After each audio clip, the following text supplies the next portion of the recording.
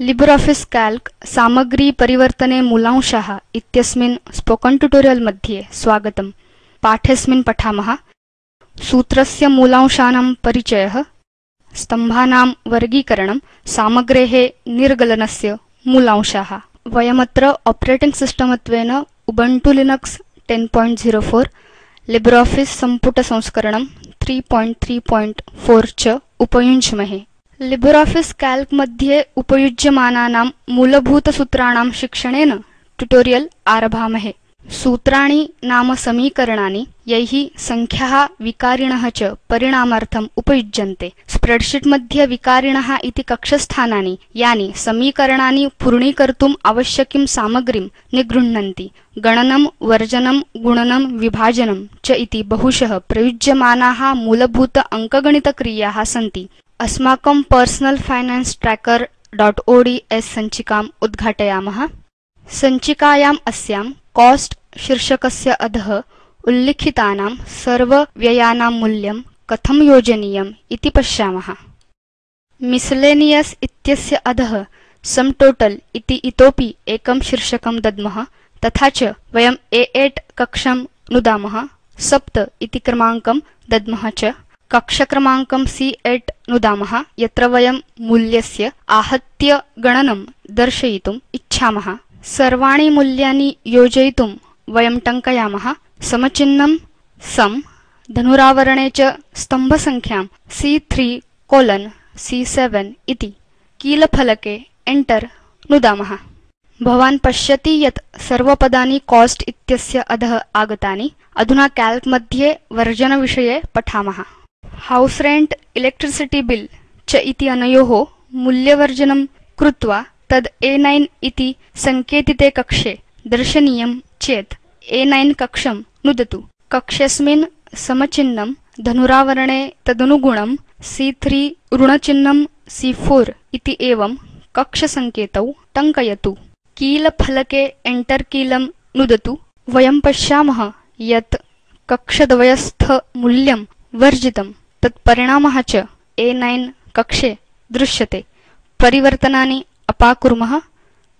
तथैव भिन्नकक्षेषु विभाजनं, गुणनं च कर्तुं शक्यम्। स्प्रेडशीट् मध्ये अन्या मूलक्रिया नाम संख्यानां माध्य शोधनम्। पश्यामः कथमिदं प्रवर्तते। सम टोटल कक्षस्य अधः एवरेज इति शीर्षकं दद्मः। अत्र वयं मूल्यस्य आहत्य माध्यं दर्शयितुम् इच्छामः। अथ C9 कक्षं नुदामः। अधुना वयं समचिह्नं माध्यं धनुरावरणे च मूल्यं टङ्कयामः। कीलफलके एंटर कीलं नुदतु। भवान् पश्यति यत् कॉस्ट स्तम्भस्य माध्यं कक्षे आविर्भवति। परिवर्तनानि अपाकुर्मः। तथैव पङ्क्तौ वस्तूनां माध्यं भवान् द्रष्टुं शक्नोति। वयं प्रगतपाठेषु सूत्राणां, कारकाणां च विषये अधिकं पठामः। अधुना स्प्रेडशीट् मध्ये सामग्री वर्गीकरणं पठामः। वर्गीकरणेन यथा आवश्यकं तथा कक्षाः समीभवन्ति। काल्क मध्ये निकषत्रयम् उपयुज्य सामग्री वर्गीकरणं शक्यं यत् एकस्मात् एकम् इति एवं कार्यान्वितं भवति। तेन विशिष्टपदस्य शोधनं सुकरं भवति। किं बहुना सामग्री निर्गलनात् अनन्तरं तद् निकषत्रयं बहु सामर्थ्ययुतं भवति। कॉस्ट शीर्षकस्य अधस्थ सामग्रीं वयम् आरोहणक्रमेण वर्गीकुर्मः। तर्हि कॉस्ट कक्षं नुदित्वा वर्गीकर्तव्यान् कक्षान् प्रकाशयामः। अधुना मूषकस्य वामपिञ्जं नुदन्नेव तं सम्पूर्णे स्तम्भे आन्तं यावत् 2000 कथयन्तं कक्षपर्यन्तं कर्षतु। इदं वर्गीकर्तव्यं कक्षं चिनोति। अधुना मेनु बार मध्ये डेटा पर्यायं नुदतु। ततः सॉर्ट इत्यत्र नुदतु। अग्रे करंट सिलेक्शन चिनोतु। आविर्भवति संवादपिटके सॉर्ट क्राइटेरिया ऑप्शन्स चेति टैब द्वयं दृश्यते। सॉर्ट क्राइटेरिया टैब मध्ये सॉर्ट बाय क्षेत्रे कॉस्ट चिनोतु। आरोहणक्रमेण कॉस्ट वर्गीकर्तुं तस्मात् अग्रिमं असेंडिंग पर्यायं नुदतु। अधुना ओके पिञ्जं नुदतु। भवान् पश्यति यत् आरोहणक्रमेण स्तम्भः वर्गीभूतः। तथैव अवरोहणक्रमेण वर्गीकर्तुं डिसेंडिंग इत्यत्र नुदतु। ततश्च ओके पिञ्जं नुदतु। परिवर्तनानि अपाकुर्मः। सर्वस्तम्भानां चयनानन्तरं ततश्च सोर्ट् पर्यायस्य नोदने सति अनेकाः स्तम्भाः वर्गीकर्तुं शक्याः। चिन्तयतु वयं क्रमाङ्कान् मूल्यं च वर्गीकर्तुम् इच्छामः।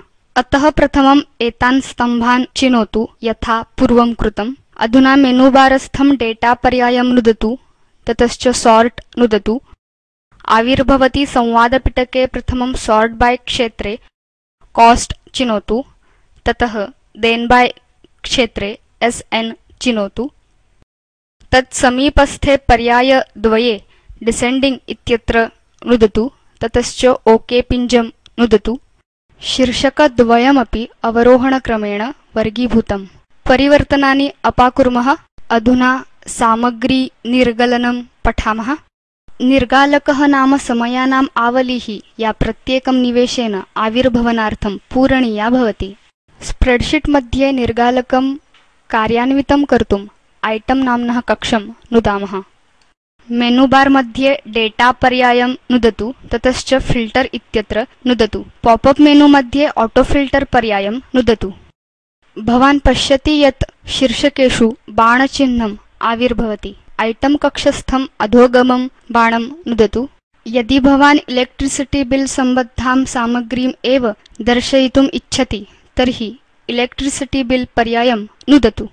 भवान् पश्यति यत् इलेक्ट्रिसिटी बिल सम्बद्धा सामग्री एव शीट् उपरि आविर्भवति।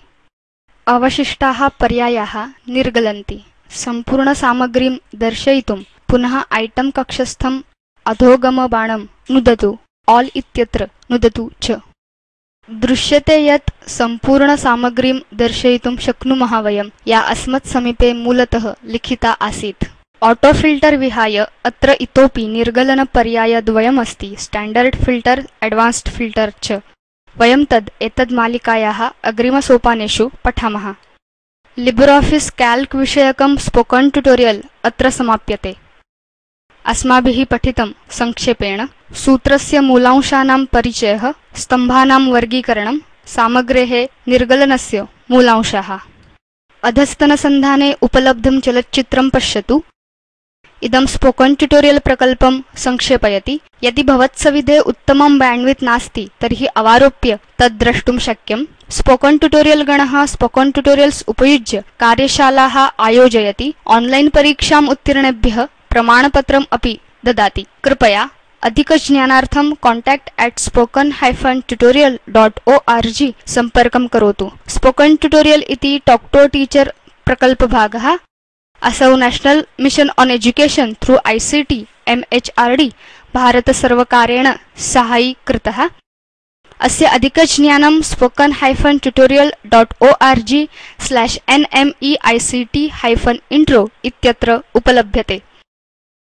एतत् पाठार्थं घागनन्दिन्या योगदानं कृतं। सम्पर्कार्थं धन्यवादाः।